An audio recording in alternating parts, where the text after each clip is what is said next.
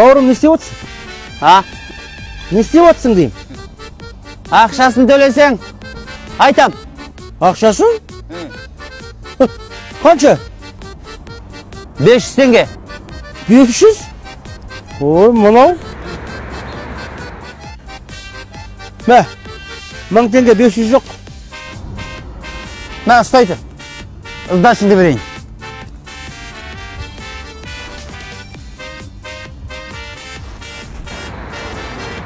Мә. Кел анауың. Мә.